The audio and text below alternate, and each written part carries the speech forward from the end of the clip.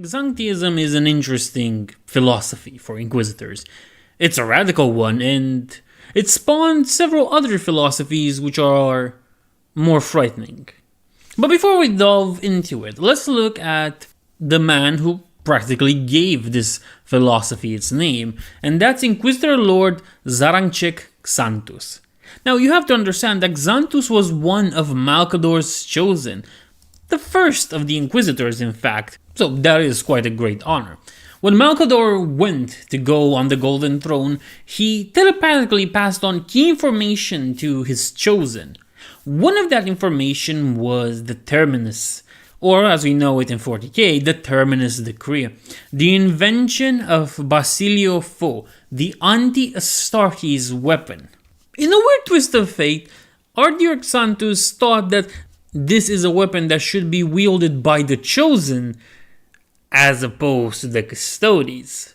So he recruited Andromeda 17, and together they were able to get custody of Basilius Fo and his warden Ammon. The thing was that in the Sigilites' retreat, they took Fo to perfect the anti-Astartes weapon. What this means is that they made it so it targets specific gene seeds. It no longer affects all of them. Though, in the beginning, Ammon wanted to use it against all Astartes and Primarchs. But now the Terminus Decree can have a specific target, and that's amazing. A good proper weapon to use against Chaos or any other traitor marines that might appear in the future.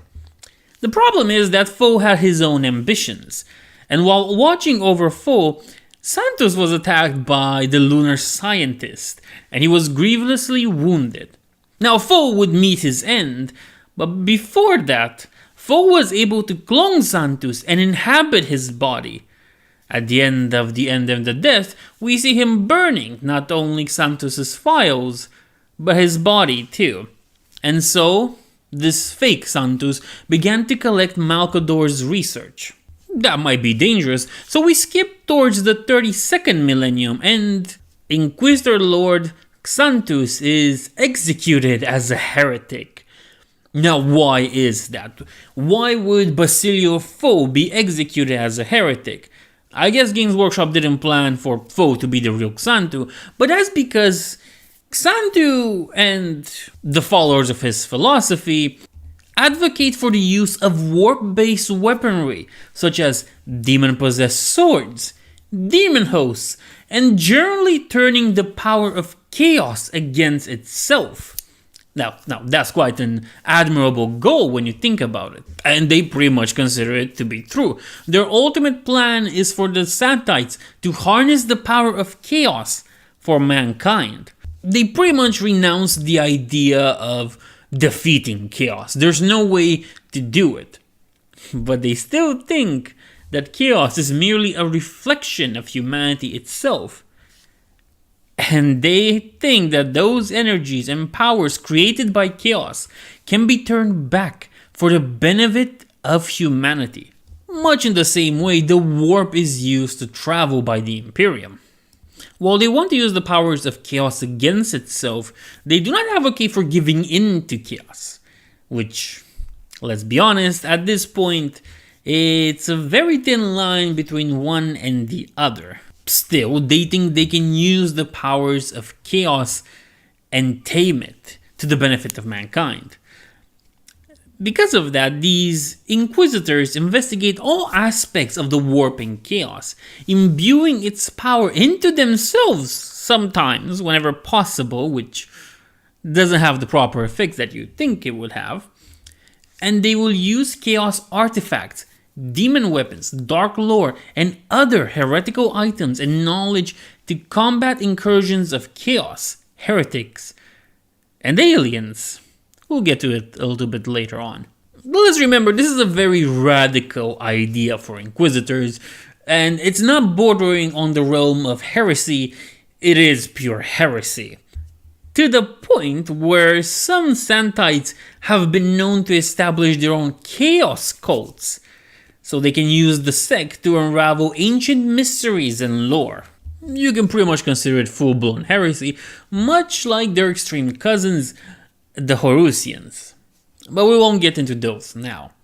What we need to understand is that most of the Zanite Inquisitors are technically from the Ordo Malus, but exceptions are still out there, like Malia Orbiana, Inquisitor of the Ordo Xenos, who during the Red Wars tried to find a solution against the orcs and managed to unleash a plague of Nurgle known as the Bone Wreck, a disease so terrible it twists and turns and breaks the bone inside your body, creating excruciating pain. With such things, you might understand why this specific philosophy isn't that well regarded. Another very important and notable member is Halstron, who during the Third War for Armageddon, assisted by the Space Marines of the Relictors chapter, they hunted for a shard of an axe that was used by the demon Primarch Angron during the first invasion for Armageddon.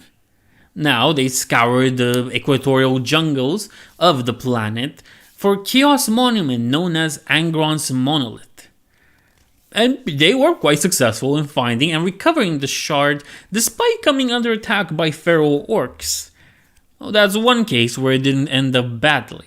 A very important, in my opinion, notable member of this philosophy is Demarche, who assisted the Space Marines of the Fireclaws in an operation to cleanse a Space Hulk under the name of Captor of Sin. This Space Hulk was used by a Chaos Space Marine warband to attack the Styges system. Of course, the Fireclaw Strike Force was led by somebody that knew how to deal with chaos, Epilstore Decario. This strike force boarded the Hulk and initially made good progress thanks to their Terminator assault squads, who overwhelmed the Chaos Marines in several actions, quite many of them in fact. But all of that changed, however, when the Fireclaws reached the main Enginarium. And there, they saw who truly led this Chaos Warband. And they engaged with the Warband's leader, a champion of Tzeentch, known as the Exocariator. Now, in their battle against this foe, several Space Marines were killed. He was a strong opponent indeed, and Decario was wounded. In a desperate act, Decario did something that was and should be unthinkable for any loyal servant of the Emperor. But still, the times were dire and something needed to be done. So he reached for the nearest weapon available and used it to decapitate the Exocariator. Only to then discover that the weapon he had wielded was the Chaos Champion's own Demon Sword. As the name pretty much suggests, there's a demon inside that sword, and demons are not known for letting things go. So, our poor Decario had to weather a mental assault from the demon within the blade. Demarche was pretty nice, and he assisted the librarian and was able to get him to drop the sword. As any loyal servant of the Emperor, Decario threw himself at Demarche's mercy.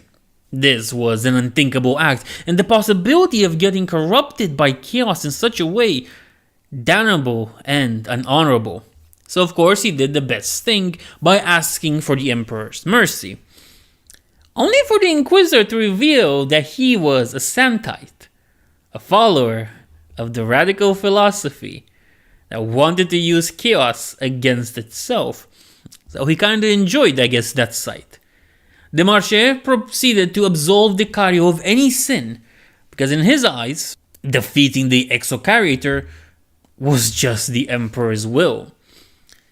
And following those events, something changed drastically, and it was thanks to Demarche's mercy that after the events of the Captor of Sin, the Fireclaws changed and renamed themselves the Relictors, and dedicated themselves to seeking out chaos artifacts that could be used against the servants of the ruinous powers. Demarche then went on to give a number of such relics to the chapter, because sharing is caring, including a shard of an axe that was wielded, here we go, by the demon Primarch Angron during the First War of Armageddon. So at this point there are 2 shards that we know of. Eventually, however, time runs out for everybody, and so too did it for Demarche. Finally, however, the Ordo Hereticus found out about Demarche and the Relictors' methods and collections. The Space Marine chapter, being threatened with destruction and complete obliteration, saw no other choice but to hand over Demarche and undertake a penance crusade. And then Demarche was executed by the Ordo Hereticus, his name stricken from imperial records. We can even consider that this Inquisitor led a Space Marine chapter to becoming heretics. Now this is something that might occur a lot depending on the Inquisitor and how pushy they are on certain things. And of course on the nobility and willpower of the Space Marines. But this one was quite interesting and different when you think about it. So we can see how Xanthism is a dangerous radical philosophy to have. But for some, it's a good cover-up. Because as I said, Xanthism spawned a few radical philosophies, including the Horusians. But it also managed to spawn one that is more dangerous and, to be fair, it makes more sense to be a Xanthium, a Xanthite, than a Phenotite. Now, Surecia is the Inquisitor we'll be talking right now. Surecia just hides under the guise of being a Xanthite, but in truth, Surecia is part of the Phenotites, who wanted not only to use chaos against itself, but imbued chaos and technology together. And they believe in the rebirth of the Imperium, with them as their leaders. We can pretty much see how Xanthism spawns a bunch of people that shouldn't be dealing with some things, and philosophies that are quite dangerous, and it's no longer borderline heresy, it's pure heresy. It's even more heresy than Xanthism itself. What's more interesting that it managed to change a whole Space Marine chapter. The Relictors. A renegade Space Marine chapter, unfortunately for them. Luckily, most don't really know where their gene seed comes from, be it the Ultramarines or the Dark Angels. But it's believed they were part of the Astartes Praeses chapters, which were supposed to guard the Eye of Terror. But after the whole deal with Demarche and giving him in, fitting, they were deployed, remember, the whole chapter, all 10 companies, to Armageddon.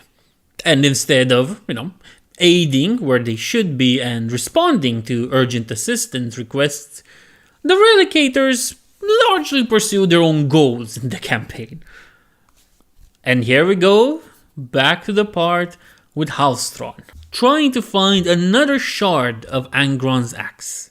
Decario would go from epistolary to chief librarian, a quite impressive feat in of itself. But on Armageddon, in Angron's monolith, they would find the shard and they would try to use a ritual to pull it out, only for the shard to emanate some strange warp scream which called the feral orcs that attacked them. Seeing then that there's no other way but fighting, they started to battle the orcs, until a battle brother named Nico Taran did the same thing Decario did on the Captor of Sin. He got the shard of Angron and he used it to butcher the feral orcs, entering a battle rage unseen to their chapter, which at this point was a good thing because they needed all the help they could get. After the battle was done, Taran fell unconscious on the floor, and the shard was claimed and placed with the other two that the chapter had collected at that point. Where they got the second one, it's a good guess. After they got their shard, the Relictors would leave Armageddon after Decario had a vision of lidless eyes weeping blood. So the entire chapter left the planet in their starfort for the Eye of Terror. And when did they arrive? At the start of the 13th Black Crusade.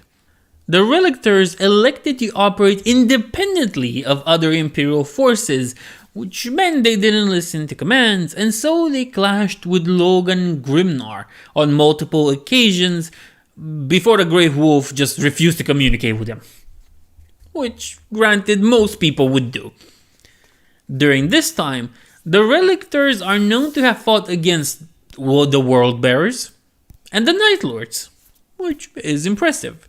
Their operations, though, were not limited to just fights against the forces of chaos, however. They also participated in the purge of Eldar raiders. Hey, that's pretty good, they're doing their job. When they returned to the vicinity of Cadia, the chapter once again refused to fight alongside the rest of the Imperial defenders, instead making their way to an Agri world. Conflict with other forces in the era increased as the Relictors descended deeper into the Eye of Terror in their search for tools of chaos to turn against their enemies. Now, this conflict eventually culminated with a Relictors raid on the remote Diomedes Archive, where the Space Marines stopped the Chaos attack, which was good, before destroying an Inquisition force that was guarding a Chaos artifact of great power. Of course, the Relictors claimed it as their own, but you can see how this becomes quite a big of a problem, because they would continue to have conflicts with the Inquisition during the 13th Black Crusade. You would think their whole Demarch problem would just teach them better, but in fact it didn't.